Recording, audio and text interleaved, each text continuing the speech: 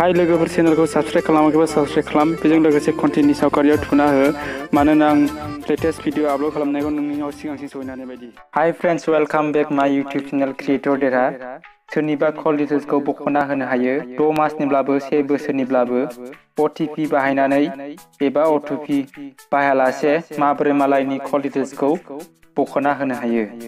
नों आरो आं आरो माखासे सुबुङा एप्स बाहायनानै बख'ना होनो हायो। बियो सैथोना नंखाय? आं बिनि बागै नोंथांमोननो सैथो बाथ्राखौ खोन्थागोन मानोना नोंथाङा बेनि बागै मिथिना लानाया जोबोद गोनां। माबोरै कल डिटेल्सखौ बख'नानै होनो हायो आरो बियो बेसेबां खैफोदाव लाबोनो हागौ बेखौ आं बे भिडिअनि गेजेरजों नोंथांमोननो खोन्थालांगोन। अब्ला नोंथाङा बे भिडिअखौ जोबजासिम नायलांनांगोन। लोगोफोर, जोङो इन्टारनेटआव गोबां भिडिअ एबा एप शेयार खालामनाय नुनो मोनो। माखासे एप्सनि गेजेरजों कल डिटेल्स मिथिनो हायो। गुबुननि एबा गावनि बे बाथ्राया बेसेबां सैथो बेखौ मिथिना लानाया गाहाम। नोंथाङा इन्टारनेटआव जिखिजाया माबा मोनसे आयदानि सायाव नायोब्ला बेबायदिनो नोंथाङा माखासे गोबां सोलोंना लानो हायो इन्टारनेटनि गेजेरजों। सोलोंनायजों लोगोसे गावनो मावनो नाजाब्ला नोंथाङा रिसार्च खालामना नायग्रोनांगोन।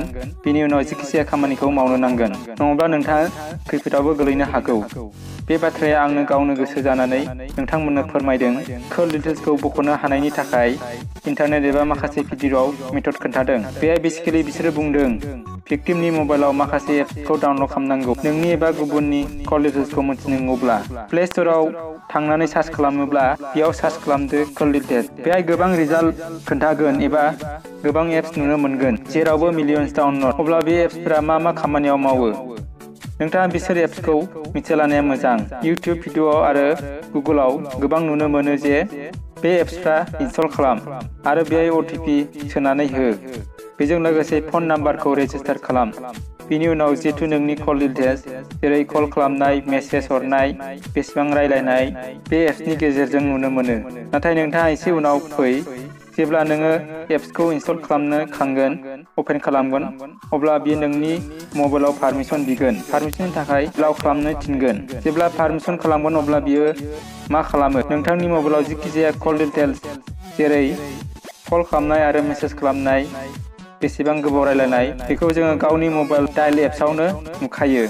बेसिकेलि बे एप्सआ मा खालामो, जेरै बे एप्सआ पारमिसन खालामनायनि उनाव नोंनि मबाइलाव थाखानाय एबा नुखानाय कल डिटेल्सखौ खोन्थायो। बे एप्सनि सिङाव जों नुनो मोनो बे एप्सआव कल डिटेल्सखौ PDF एबा एक्सेल फाइलनि रुपाव नुनो मोनो। नोंथाङा मिथिनाय नङा जे बे एप्सनि गेजेरजों जोंनि कल डिटेल्सआ आं एबा एप्सनि सिङाव रेजिस्टार जानानै थानो हागौ। बेयाव नोंथाङा जोबोद जेंनायाव गोलैनो गोनां जानो हागौ। अब्ला जोङो कल डिटेल्सखौ फन डायलारावनो नुखायो। जोङो मानो गुबुन मोनसे एप्सनि हेफाजाब नांगौ आरो बे एप्सखौ पारमिसन होनो मानो गोनांथि? नाथाय बे बाथ्राया गुबुन। नोंथांनि सिम कार्डआ पस्टपेड एबा बिल खालामग्रा। नोंथांनि मबाइल नाम्बारा मासे मास बिल फैयो। अब्ला बेबायदियाव नोंथांनो बे सिम कार्डनि डिटेल्सखौ सिम कम्पानिया रेजिस्टार जानाय इमेल एड्रेसाव PDF फाइलनि महराव सेन्ड खालामनानै हरो। गुबुन फारसे नोंथांनि सिम कार्डआ प्रिपेड। नोंनि गोसो बायदि रिचार्ज खालामो, जेरै 50नि, 100नि, 10 रांनि मासे मास एबा सानसेयावनो। बेबायदियाव बे नाम्बारनि कल डिटेल्सखौ दिहुननाया जोबोद गोब्राब। नोंथांनि थाखाय रावबो मालायनि कल डिटेल्सखौ मिथिनो एबा नायनो हानाया पसिबल नङा। नाथाय पुलिसफोराल' दिहुनना होनो हायो। जुदि नोंथाङा माबा मोनसे केसाव गोलैदोंब्ला बेबायदियाव पुलिसफोरा सिम कम्पानियाव थांनानै एबा सोंहरनानै सिम अपारेटरफोरखौ बुङो, अब्ला बिसोरो दिहुनना होनानै पुलिसनो हरो।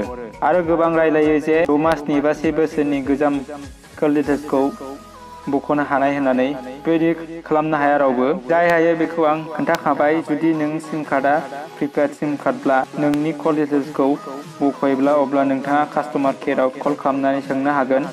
बे नोंथांनि माखासे मेथड खोन्थागोन। बेबायदियाव नोंथाङा रावनिबो खोथाखौ मानिनाङा।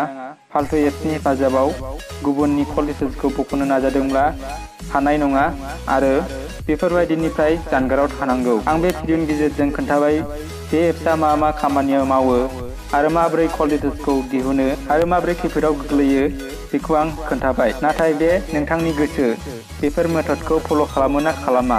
आं सानबाय नोंथाङा बे भिडिअखौ मोजां मोनबाय होननानै। मोजां मोनदोंब्ला लाइक खालाम, शेयार खालाम, बेजों लोगोसे साबस्क्राइबबो खालाम आरो खाथियाव कन्टेन्टनि सावगारिखौबो थुनानै हो। एसेनोसै लोगोफोर, जै बर' हारिनि जै बर' राव गेवलांथों।